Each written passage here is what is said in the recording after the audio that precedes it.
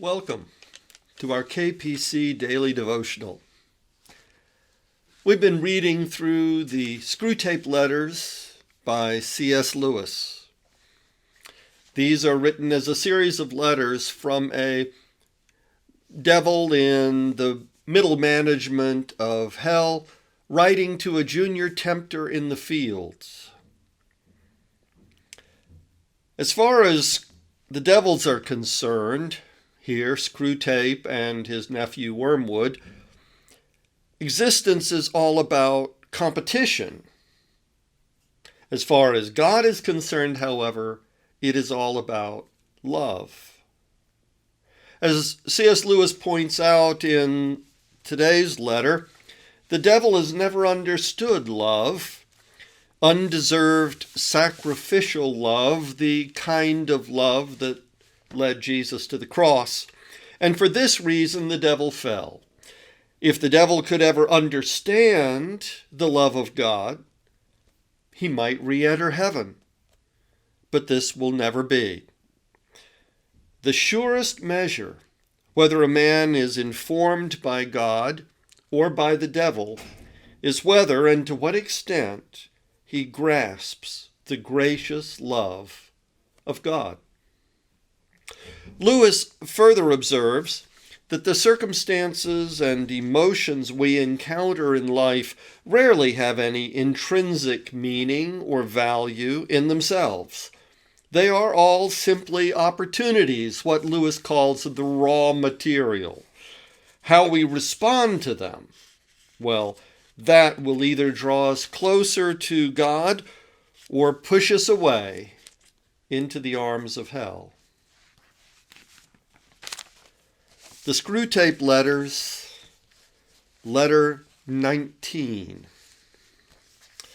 My dear Wormwood, I've been thinking very hard about the question in your last letter.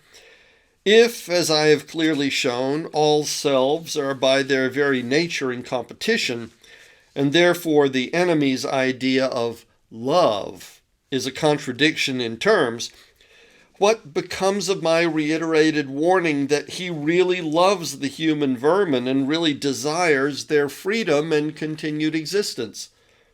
I hope, my dear boy, you have not shown my letters to anyone.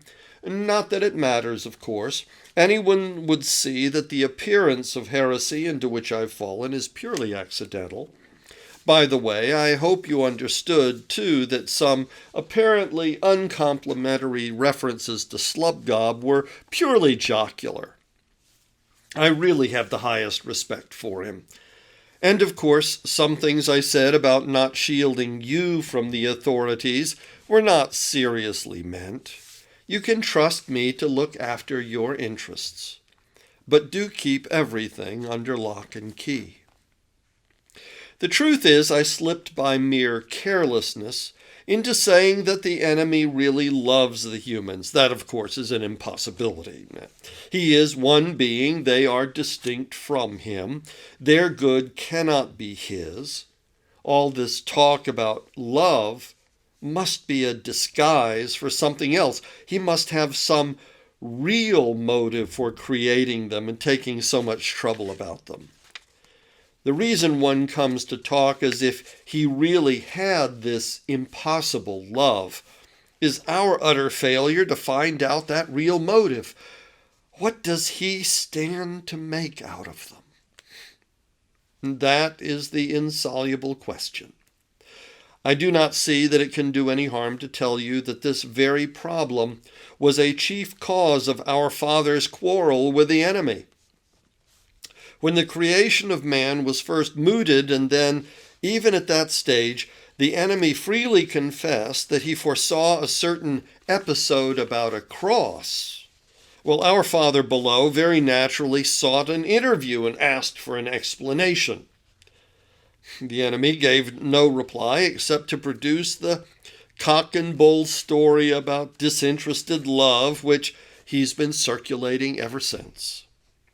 This our Father below naturally could not accept. He implored the enemy to lay his cards on the table and gave him every opportunity. He admitted that he felt a real anxiety to know the secret. The enemy replied, "I wish with all my heart that you did."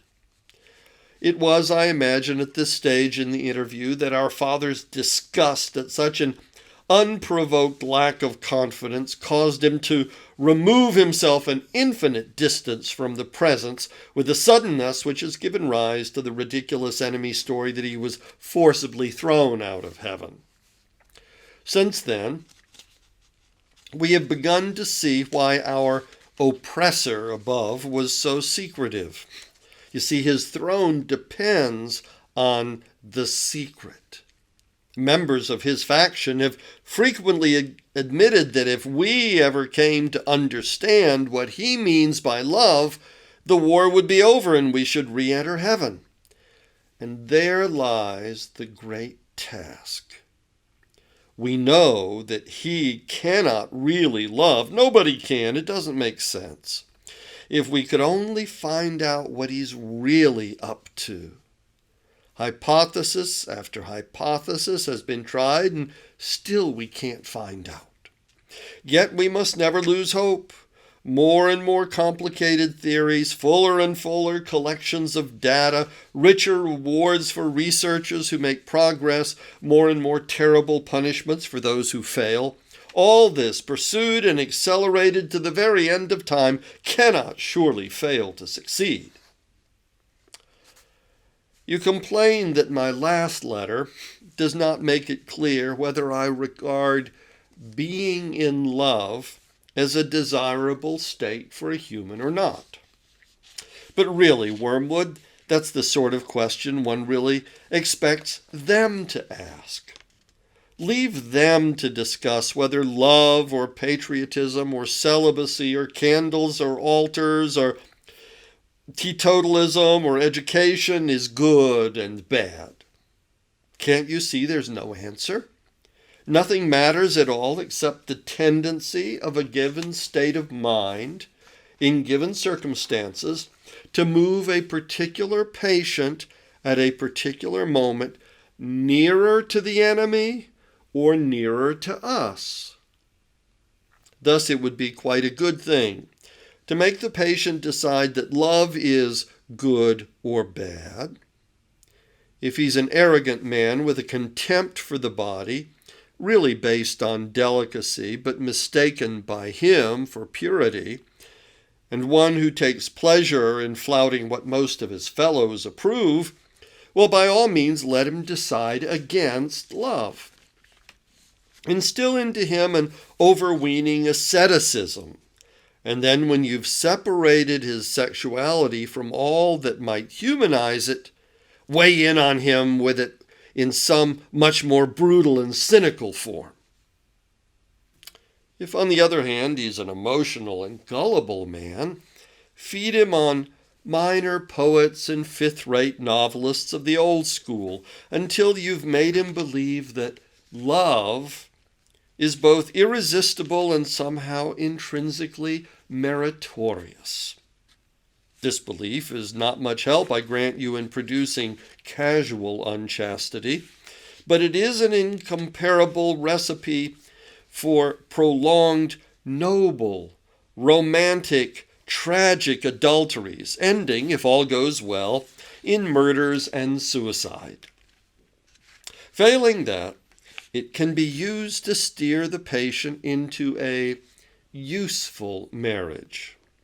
For marriage, though the enemy's invention, it has its uses.